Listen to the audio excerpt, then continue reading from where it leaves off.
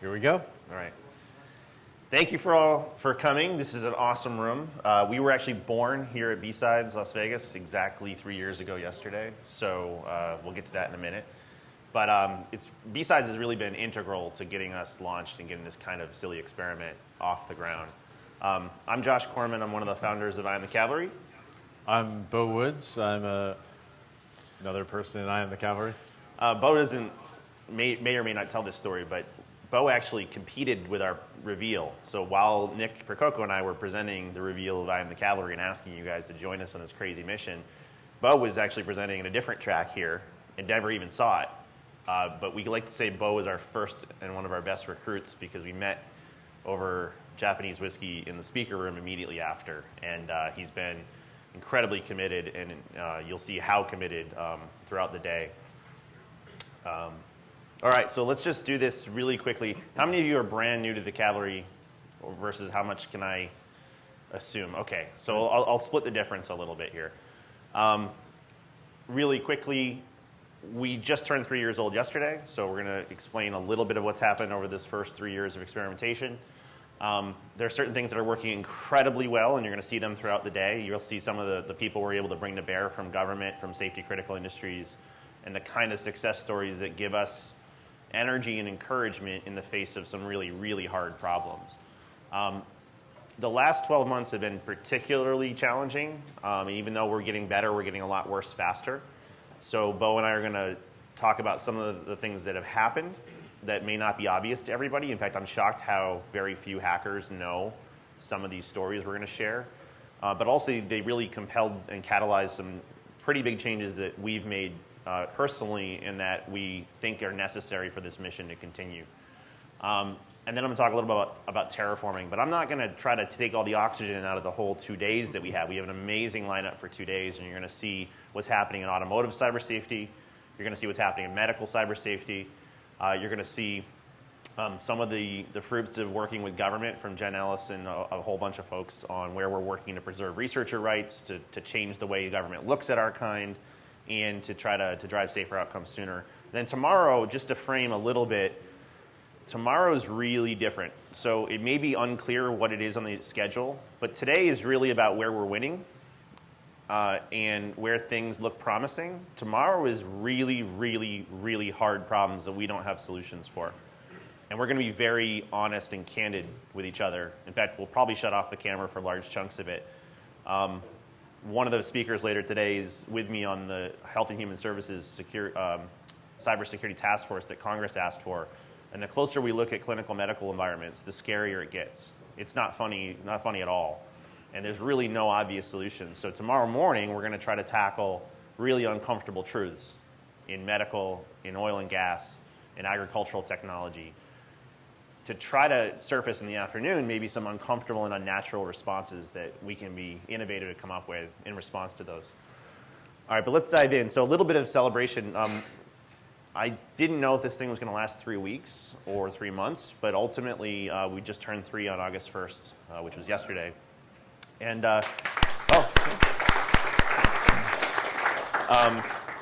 you guys have been amazing, and it's not going to be for everybody, and our fight isn't necessarily your fight, but the idea of trying new things and trying to get outside the echo chamber on things that matter and have consequence, it just felt like we were ready to do it, and we were ready to take the next step in our own evolution. And essentially, for those of you that were here, what we said is that, I looked high and low in the government. Nick Percoco also tried through his role at Spider Labs, and we kept trying to look for the adults in the room. We kept trying to find out, who can we find that cares about these public safety, human life kind of issues? We're all focused on credit card protection. We're all focused on privacy. We're all focused on things that matter on their own, but in the greater context, our belief when we looked at the Internet of Things is the unifying statement we made was our dependence on connected technology is growing faster than our ability to secure it in areas affecting public safety and human life. So we've gotten a little pithier since then, and now we point out it's where bits and bytes meet flesh and blood. But as we add software to things, we make them weak. And as we add connectivity to everything else, we expose them to every sociopath on the internet. So when we said the cavalry isn't coming, the natural consequence we said is it falls to you to fill that void. So I Am the Cavalry wasn't Josh, it wasn't Bo, it wasn't Nick, it wasn't Katie, it wasn't Jen Ellis or Space Heroic. We had a group of folks that really wanted to get moving, but this was your personal attestation that you're going to be part of the solution. And the challenge was, will you be a voice of reason and technical literacy? Will you be an ambassador who translates what we know to the public policymakers, and these safety critical industries like automotive, medical, industrial control systems, the Internet of Everything, essentially. Because what we saw is we were adding bacon to everything, or adding Bluetooth to everything, or adding software and connectivity to everything. When Mark Andreessen said software is eating the world, what he meant was every company is becoming a software company. When I hear it, I hear software is infecting the world, and we're making everything weak and hackable. And there's going to be certain use cases where that's entirely appropriate, and it's going to make our lives better. And there's going to be other use cases where it's entirely inappropriate, and we're going to regret it. And we just wanted to be that voice of reason, and many of you answered that call, including Bo, who wasn't even in the room, right? Yeah. All right. Anything before I go to the next chunk? No, I think that's a Okay. good recap. You're going to hear lots of stories. In fact, I hope Bo does tell why he joined, even though he didn't see the talk, but perhaps that'll be in his medical session. Now, this is a little controversial, but I want most of the talks throughout the next couple days to use this. This is an oversimplification on purpose. Every one of them starts with a P on purpose, because when you're being a translator and ambassador, you're going to end up using words like cyber when you talk outside the echo chamber. And I already have my shot of scotch, so no one can tell me to drink. But one of the things that's turned out to be, in hindsight, one of the most important points to make when we talk outside the echo chamber is this. So when you go to an auto company that's been around for 100 years and they don't know why anyone would ever want to hack their cars, like why would anyone do that? They must be trying to extort us, right? We hear that all the time. In fact, you're going to hear from Alan Friedman from the U.S. Commerce Department. He's helping to run the NTIA working groups on voluntary coordinated disclosure policies for coordinated vulnerability disclosures. And when we do the working groups with some of these safety critical industries, they believe that people are out to extort them or trick them or entrap them. And when we went to the Food and Drug Administration, you're going to hear from Suzanne Shorts, she's the head of the basically the cyber standards and guidance for all connected medical devices through the U.S. Food and Drug Administration. She too didn't initially understand, why would white hats even want to hack an insulin pump? Why would they care about a bedside infusion pump? And while many of us kind of know this, I just want to put this into your consciousness because it becomes important for dozens of other use cases later. I essentially ask people I meet, why do you hack? What got you into hacking? And I find that most of us major in one of these motivations and minor in the other, and we're not all the same. Just to outline what these are, I think there's protectors who want to protect things or make the world a safer place, right? They just wake up every day. They don't have superpowers. They use their hacking as their superpower, right? Number two, there's puzzlers, and this is probably the original zeitgeist to the hacker community. We want hard problems. We want to solve the Rubik's Cube. We want the challenge. It's the curiosity, right? If we're criminals, if there's any crime we're committing, it's the crime of curiosity, right?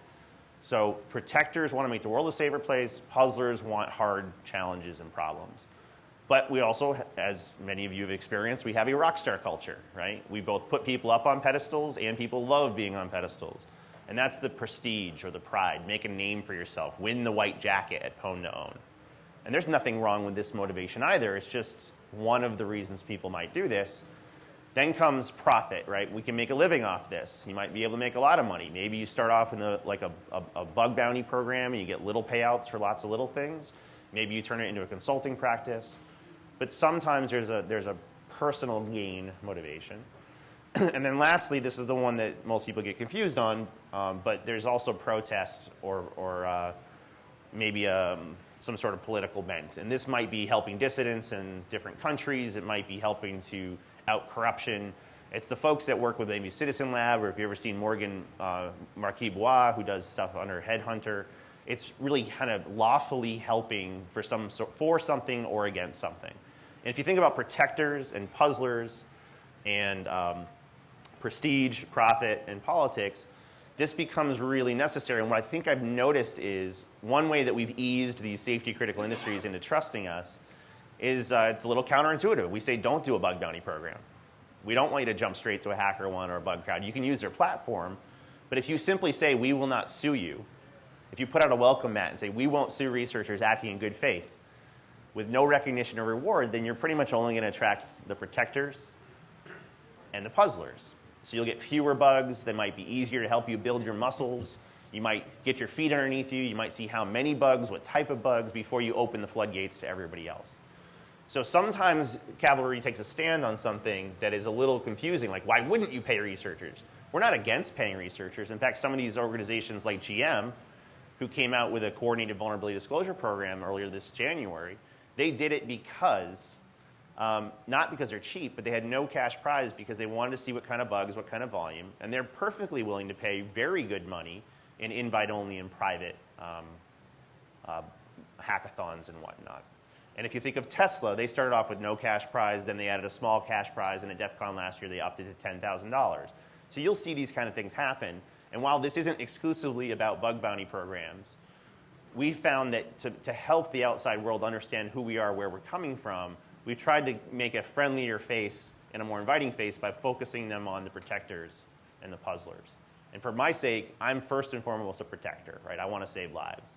I happen to also like really tough problems, so that's why I choose the puzzler as my second one. So whether this resonates with you or not, someone's got in an argument with me. I said I can add a sixth one. We could be pedantic if we want.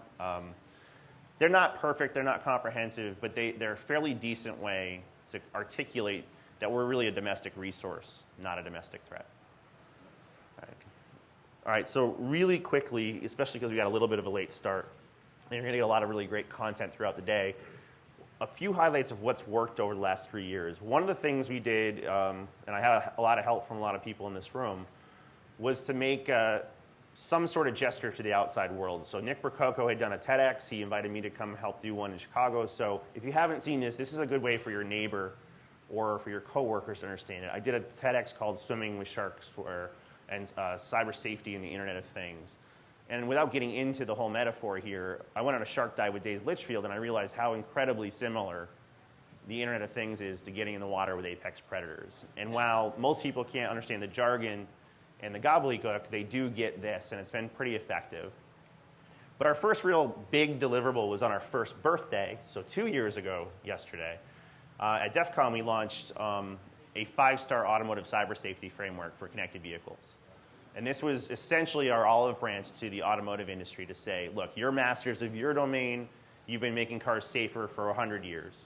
But we're masters of our domain in cybersecurity, and now that our domains have collided, we will be safer sooner if we work together. And we thought this would be not a PCI framework or a checklist or an ISO standard, but really just the admission that all systems fail.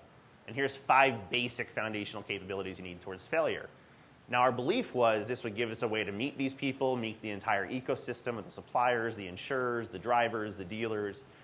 And it did, right? We got to get in front of government folks. We built relationships.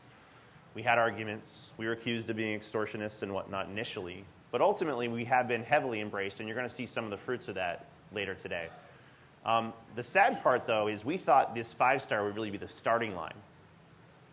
And that once all cars had these things, then we could start doing real security on top of this. That way, when there's a car hack, the damage will be less, the public fear and anxiety will be lesser, the response times will be compressed, et cetera. And it's been very, very good, and I have a slide a little bit later that shows what these 5 things are, but essentially, it was an opportunity, a framework to work with all the different stakeholders, put ourselves on the map, and show that we're not just going to hack, stuff on television and scare people. We're actually going to be part of the solution. And it took a little while, but it's worked. And we've been invited since then to at least a dozen automotive conferences over the last 2 years. After we put that out, we got a lot of responses in, some of which were, what the hell are you guys doing? Who are you? Some of them are, I've been saying this inside my own organization for several years.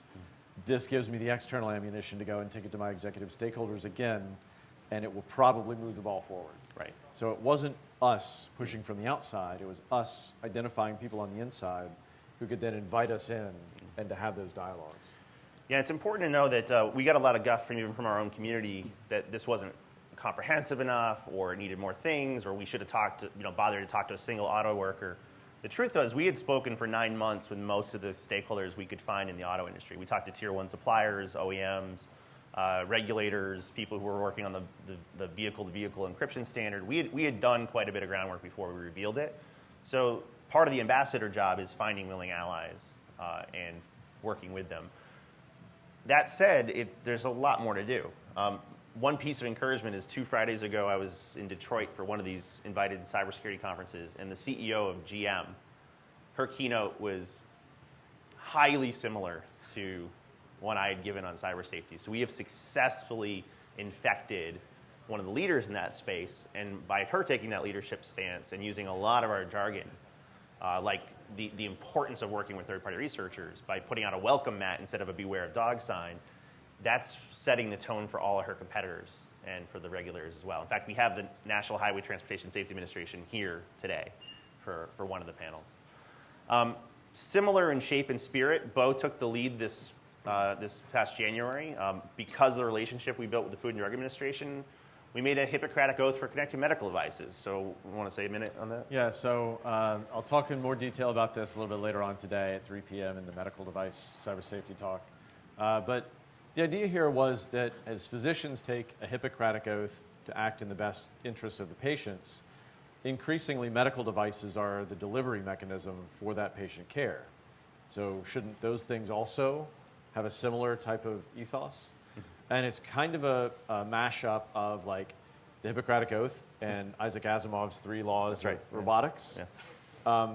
So if you can think about it that way, it would be very, very clear. But subversively, we also designed it so that each person within the stakeholder ecosystem in that chain of care delivery can see themselves in their own role in engaging on these topics. So each one of them can be read in a way that a physician can say, oh my God, that's my job. And so that a medical device maker can say, that's my job too. And so that a nurse, and so that a hospital administrator, so that a healthcare procurement officer who buys the things can all see themselves reflected in that framework. Yeah. It really changed the tone as well. We revealed it at the FDA. They had a 2-day workshop. And in the 2 days of panels, I think we had a Cavalry person on every single panel, at least one. It was pretty amazing. But some guy got up that we've never met before and said, this is amazing. We all came from healthcare delivery. We want to save lives.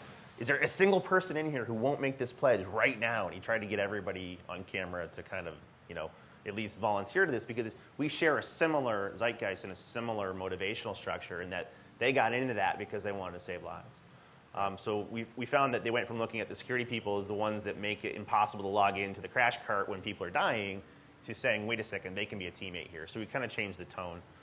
I'm going to get into this one a lot more tomorrow, but just as a reveal, we've been using this probably since day one, informally, when a safety critical industry wanted to understand, how is IoT different? Like, how is safety critical different than our traditional IT security? So I've had this framework of 6 things, and we're going to publish it after this week, we battle test it here amongst you a little bit tomorrow as well. But it's incredibly important that everything that you've done in your cybersecurity career, or in your pen testing career, or your researcher career, has mostly been focused on the confidentiality of data, keeping secrets. More specifically, most of it's been on credit cards, or more recently, maybe some intellectual property. But we spend an awful lot of time, our best practices are really the sum of an equation that's focused on the confidentiality of data. Things get really, really different when you start talking about cyber physical impact, loss of life and limb, critical patient care delivery. The idea of detect and respond breaks down immediately. So some of us grow into the term kill chain, but we've kind of resigned ourselves to the fact that we have to wait for a failure, notice it sooner, and respond. But how do you respond and undo dead patients? Like, if you had to push earlier into, not indicators of compromise, but indicators of reconnaissance or indicators of tampering, we don't have good answers for that, because we've resigned ourselves that breaches will happen, they're going to happen often, and we'll just respond. So one of the things I've had to remind people is, we're not necessarily facing a Russian mafia card scammer when we're talking about a hospital. So we have different adversaries. We have different consequences of failure, measured in loss of life, measured in public confidence, measured in GDP hit. We have different environments and contexts. So where these things operate, You can't put a perimeter around your insulin pump. You can't run an IDS and IPS device on your hip with a 9-volt battery, right? So the environment, some of these are migratory in nature. Some of them are underneath the ocean. Some of them are on an oil rig. So the context is different. The composition is very different. This isn't all Windows-based, right? It's going to be different hardware, firmware, software stacks that don't necessarily have aftermarket security available to them, maybe not even the computational power to do anything like encrypted comms layers. There's different economics. Some of these smaller IoT device price points are so low, you'll never get a penny spent on security. They'll never have a CISO. They'll never pay for a pen tester. They won't have a coordinated disclosure program. Inversely, some of these really big generators that it took a train to move into the facility before they built the facility, there's $30 million, and they're meant to last for 30 plus years. So the economics are wildly different. And then the time scales, like I said, maybe up to 30 years. Like our cell phones are meant to last maybe 3 before we replace them. Our cars are durable goods that are meant to last for 11, but the software in them gets old really quick. So these guys are grappling with these things. Again, different adversaries, mostly ideological, not so much rational. Different consequences, different context, different composition, different economics, and different time scales. So it'll become clearer tomorrow as we dive in. But a lot of our best practices and a lot of our conventional wisdom falls apart really, really fast. If I were to say right now, if the vendor won't fix the bug that you found in their product, what's the best recommended action? Most of you guys would say, well, we'll just have to do full disclosure, right? They won't fix it until there's a disclosure event. Here's the problem. When you have a forever day, an unpatchable flaw in a life safety critical system, that the manufacturer is out of business. If you were to do that, you might be the thing that puts people in harm's way. I mean, I would say to Bo, we have that old cliche that security through obscurity is no security at all. But what we keep encountering is situations where that's all we have. That's all we have.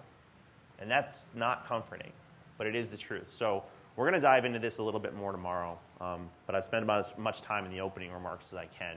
But this is becoming a really important tool to use when we engage policymakers, insurers, hospitals, medical device makers, automakers, et cetera. And a lot of what we believe changes when you start running through this matrix. All right, a couple of big changes in the last 12 months. I made a bold claim and no one's pushed back yet, so I'm going to keep making it. We have not yet had a high consequence failure in cybersecurity, period. Try to think of the worst one you've ever thought of, worst one you've seen, and I'm going to say we haven't really had a high consequence. Was it Target? Well, their stock price is fine. CEO lost his job. People still shop there. So was it Ashley Madison? Well, I'm sure some people got divorced, but you know, it didn't end the world. We didn't all of a sudden start making much more secure things. Was it OPM? OPM was pretty devastating to people affected, but has it triggered, has it catalyzed a massively different policy response? And the answer is no. And I think, sadly, we're about to leave the era of low-consequence failures. So what I'm defining as a high-consequence failure is something that shatters the public confidence and creates a crisis of confidence in a key industry that will have a loss of life, an exotic loss of life, will have an economic